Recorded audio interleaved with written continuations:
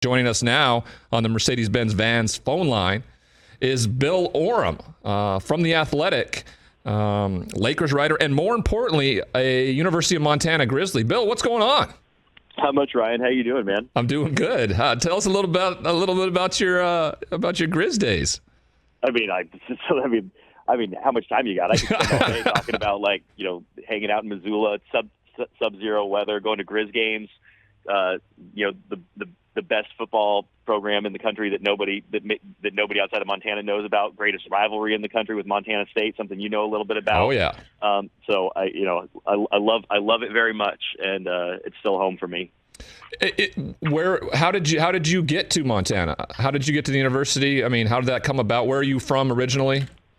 So I grew up in Oregon, Ryan, and wanted to go to a great journalism program, and wanted to be a sports writer, and you start looking kind of around the West, and Montana jumps out. I mean, the University of Montana School of Journalism is, in my mind, second to none. This is a recruiting pitch, by the way, for everyone listening. And it was the perfect place for me, an opportunity to work for the student newspaper, cover the Grizz, really at a high point in their history, and just great experience. And I wouldn't have gone anywhere else, although I will tell you, Ryan, the first time I came as a writer to cover a game at USC and then later UCLA, I was like, why didn't anybody tell me these places existed? Because if I'd known that you could go to college in places like USC and UCLA, the University of Montana might have had some competition. Oh yeah, I felt the same way. I declined recruiting trips to Eugene and to Westwood for UCLA, and I ultimately didn't regret it, but when I was on campus, when we weren't playing as well in either one of those places, I went, you know what, I may have made a terrible mistake.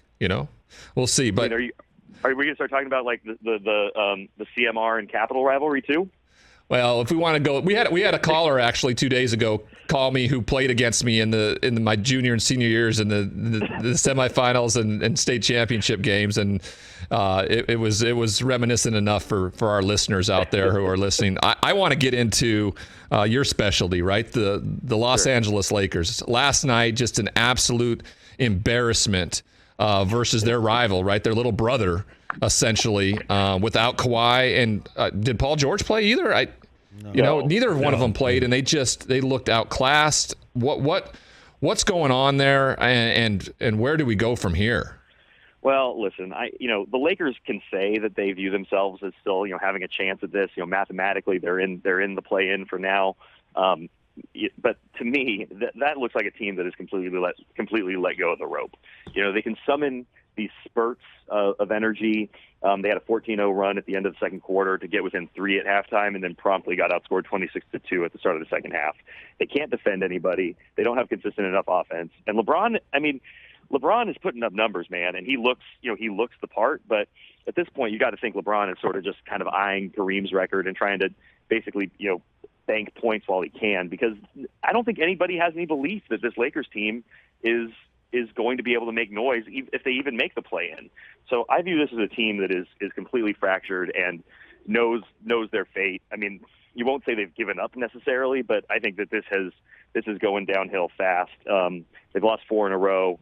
I just have a hard time seeing them really gaining any momentum. Anthony Davis is out for weeks still. And listen, they didn't just lose to a Clippers team without Kawhi or Paul George. They also don't have Norman Powell. So they're arguably their 3 best players, although Reggie Jackson makes the case for that. They're all out. The Clippers are playing a bunch of guys who, they're young guys, they're scrappy, they care, and they want to beat the Lakers. They take pride in that matchup. And, the Lakers have lost 7 straight to the Clippers going back to last year. I just don't see a team that has any spirit or fight. And I don't know that they even really want to be in the play-in, because, listen, if they miss the play-in and they say, listen, we were just banged up all year, we had injuries, we just never got a chance. LeBron, AD, and Russ only played 18 games together.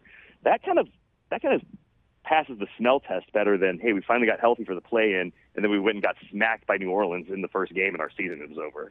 So I don't even know if they want to be in the play-in at this point. Speaking with Bill Oram from The Athletic, Lakers beat writer, how foreign is it to LeBron? You cover him to see this, because he's always been the type of guy, and maybe, Father Time has finally taken its toll, even though he's having an amazing numbers year. But everywhere he went, no matter what, he was able to, regardless of talent on the basketball team, find ways to make this team competitive, make his team competitive, make them winners. And this year, for whatever reason, how foreign is it to him to see this play out the way it is? Well, I mean, it's unprecedented. And I tried to ask him something about that last night, kind of the idea that he's playing at such a high level, he's scoring at a pretty remarkable pace. I think this is the most he's scored in a season since the year before the decision when he went to Miami. But, like, the thing that you have to understand, they're not just, not winning at a high level. I mean, this is, like, you called it an embarrassment.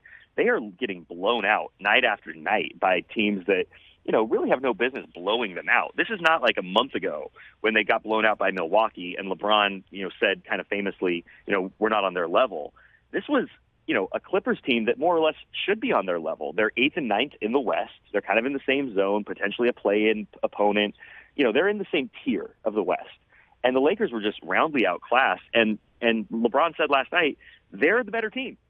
Like, we're at a point where LeBron can just flatly, emotionlessly, uncontroversially declare the team that is one spot ahead of them in the standings as the better team, and nobody even flinches at this point.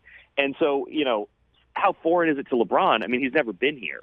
But I also think, you look at some of the teams that he carried into the playoffs, he didn't have to really accommodate someone like Russell Westbrook. There is right now this really bad fit with Russell Westbrook where you've got a guy who needs the ball to be effective, but when he has the ball, he is hurting the team because the ball is inherently not in LeBron James's hands. Russ's turnovers are way down, which I actually view as more of an indictment of the way he's playing as opposed to a positive, because that means he's not being himself. Last night was actually one of his better games, and he still was, not a particularly productive presence, terrible defensively. But LeBron has to sort of try to accommodate Russell Westbrook because he's the highest paid player on the team. He's the starting point guard. And I actually asked Frank last night, Frank Vogel, if, because Russ did this thing that he has done where he lamented that his role changes every single night. And that's something that's been true of almost everyone on this team because of the injuries and the fact they've started 31 different lineups in 62 games. But, Russ made it about how his role has changed every single night. And I asked Frank about that, and he said, well, we coach the whole team, blah, blah, blah. So then I said, well, look, have you considered, this is something that gets talked about, like, is bringing Russ off the bench a possibility? And I think it's telling that he did not dismiss it. He didn't say yes, but he said, we've talked about everything. And the fact that you've got a guy making $45 million and the possibility of benching him is in play, or at the very least has, like, been part of your coaches' meetings, really tells you about what a problem the Russell Westbrook acquisition has been, and not just for the coaching staff, but I think for LeBron James as well. So it's unprecedented for LeBron to be in this situation, but he has a co-star or a partner out there that is dragging the team down. Cement shoes. $45 million. I stopped listening after you said that because I want that gig. I want that gig if I can get it. I guess the best thing for the Lakers that's coming up here is some nostalgia, right? With the new show Winning Time about the Showtime team back in the 80s and Bill Riley or Coach Riley. I mean, that sounds like the most positive thing moving forward, because I was thinking about the AD situation, right? The AD trade ultimately, and what it's cost the Lakers for their future, right? Because their draft picks are just absolutely just non-existent. New Orleans has got those for the next foreseeable future. Now the question to you is Jeannie Buss and everybody surrounding the Los Angeles Lakers organization, are they going to look at that trade and see the swap for the bubble championship as enough when this is all said and done? Yeah, it's a really interesting philosophical question. Did you philosophy major at Washington State? Listen, I think that they will look at it as enough, because enough is probably the wrong word, but it was a justified trade. The result of the championship justified going all in. Like, you saw it. You saw that AD and LeBron could win a championship together. They have the hardware to prove it, but it's not. But I think it is a disappointment if the LeBron and Anthony Davis pairing ultimately ends. Whether it's a year from now, 2 years from now, if it ends with one championship and really one legitimate shot at the championship. Because, otherwise, since AD's gotten here, last year they lose in the first round because of injuries. This year, the first round looks almost out of reach at this point. 20 games left, so who knows? But that seems like a little fantastical. I think you make that trade again because it put you in position to have two superstars and to make the most of LeBron's kind of final chapter. It's everything else that I think is the disaster. It's the constant changing of the rest of the roster. It's not valuing guys who've developed enough. It's treating guys like Kentavious Caldwell-Pope and Kyle Kuzma as throw-ins. It's seeing Alex Caruso as a replacement level player and letting him walk over a few $1 million and signing Kendrick Nunn, who ends up not being able to play. There's just been kind of, some of it I think has been on the front office. Some of it's been bad luck in terms of injuries, but it's one thing after another. You make the trade again, 10 times out of 10. But the fact that Anthony Davis is now, hurt for the second time in the first 2 years of a 5-year max extension, you don't feel great about that. And you can't trade him because, you're not going to get the return on the dollar that you sent out for him or of what his real value is when he's healthy. So, this is the Lakers core, going forward. It's LeBron James, it's Anthony Davis, and it's probably whatever you can get back for Russell Westbrook, because I don't see him coming back. This is a real look in the mirror moment for the Lakers front office and everybody who influences Rob Pelinka. It's Rich Paul and LeBron James. It's Jeannie Buss. It's Kurt and Linda Rambis. It's Magic Johnson, who Jeannie Buss still calls and leans on from time to time. So, yes, this is about as bad as you could imagine it of ever getting. In fact, I would say it's worse than you could have ever imagined. But it's going to be back to the drawing board for them. And to your point about the HBO show, I'm excited for it. I am. I think it's going to be great. Me too. It's going to be great. I think it's going to be great for the franchise. But the Lakers also, there was a story in the Hollywood Reporter in which the Lakers, that have a lot of trepidation about the way they're going to be portrayed. And listen, they should hope that people are watching the HBO show instead of watching their games, so they can actually be seeing winning time. Because if they tune in, when the Lakers are playing at Crypto.com Arena or on the road, all they're going to see right now is losing time. Yeah, it's been tough. Kevin Durant made his return last night. They got beat. Miami Heat found a way to. They really could have had a heck of a road trip if they didn't find a way to lose that game against the Bucks the other night. But out on the West, on the West side of things, the Mavericks, beat the Warriors. The Warriors continue to kind of stumble down the stretch. Where do you see the West playing out? Phoenix clearly at the top. Are the Warriors in trouble, or is this just something that's getting into the end of the race? I think it's a little bit more of that. The West is sort of, kind of getting, more and more entrenched in terms of, who's who in the actual, in the actual race.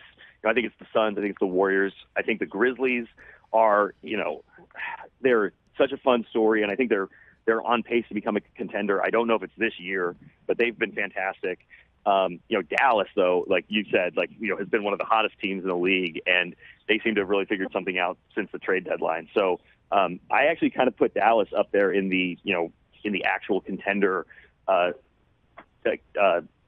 tier, even though they might be a little farther down in the standings. And I would also say, I'm still intrigued by Denver. Right. Denver has the reigning MVP. They're going to get Michael Porter Jr. and Jamal Murray back. That's a big ask of both those guys to come in and contribute at a really high level after the injuries they've sustained. But if they can come back and be something close to themselves, how would you not look at Denver as a contender? So the West, I think, I give the nod to Phoenix as the defending conference champion. But, you're still waiting on Chris Paul. So, I do think that the West might be a little wider open than we've thought about it this season in terms of it being kind of a 2-horse race. All righty. Hey, Bill, thanks for stopping by and educating us and making these two individuals in the room here smile a lot when they're talking about Lakers diminishments.